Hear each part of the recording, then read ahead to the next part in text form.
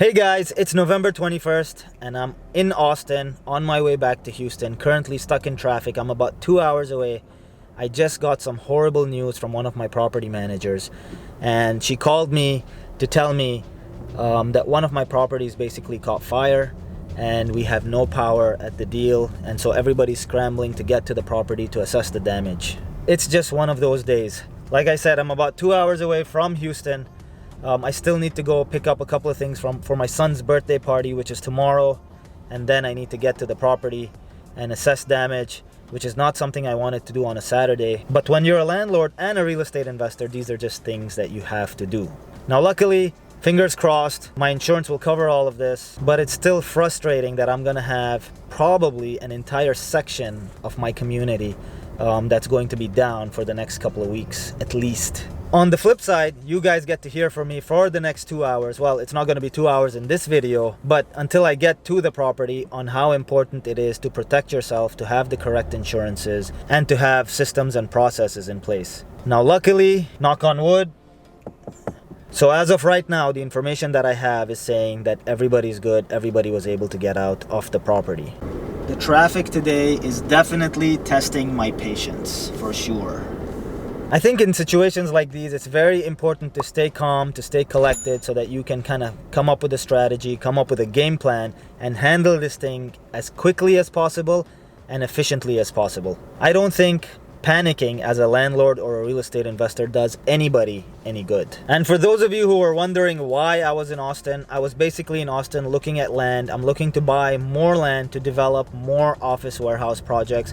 And I just almost sealed the deal on a 10-acre lot. I'll keep you guys updated on what happens with that 10-acre lot. I'm very interested to see if I'll be able to develop office warehouses, because obviously with Austin's zoning and permitting process, it is a little longer of a process.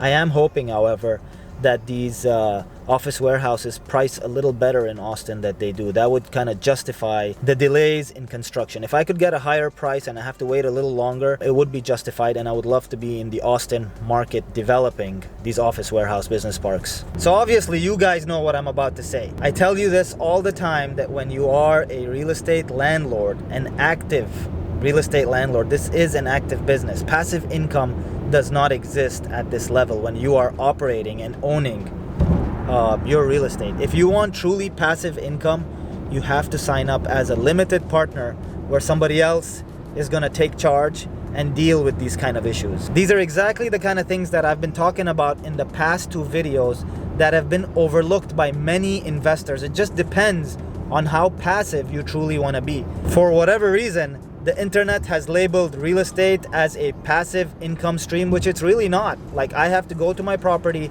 I have to actively manage it, I have to actively collect rent. Now I have to actively deal with these types of issues. In the deals that I invest with other people, had this property caught fire, it's really not my problem. They're gonna have to deal with it. I am just a silent partner, truly passive silent partner or limited partner in those deals. Just got to Katy, Texas. I need to pick up an item, and then we're gonna go to the property and assess damage over there. I did get a few updates since the last clip that I filmed. Apparently we do have one person in the hospital who suffered a little bit of smoke inhalation, so it's nothing serious at the moment from what I understand. But he is in the hospital recovering. And the cause of the fire was verified as a tenant leaving their pot on the stove, and the fire started at about 2:38 in the morning, which is insane. I wonder what that pot was doing on the stove at 2:38. They probably forgot it and went to bed, overheated, and something probably just got fired. That is my assumption. I'm gonna go take a look and assess the damage for myself, and hopefully things are not as bad as they're seeming right now. Just picked up the package. There it is. It's looking good, and we are off to the property next.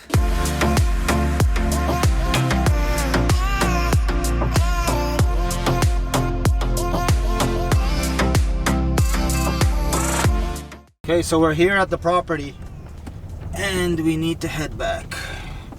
Alright, so it seems like the building in the back is the building that actually burned down. So let's take a look at what type of damage we're looking at. So I just got to the property, time to gather some evidence and see what's going on and what the issue with the fire was. Okay, so this is the big unit where we have the most amount of damage. And of course we don't have power, but you can see there's a lot of water damage. And There's a roof damage.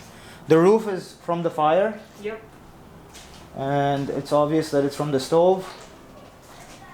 Yep.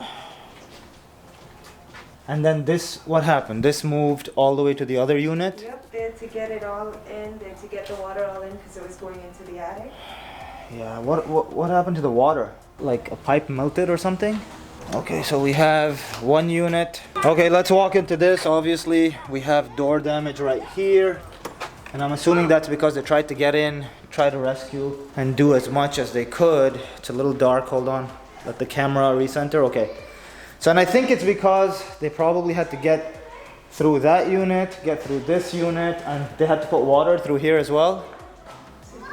And then they had to go through there as well.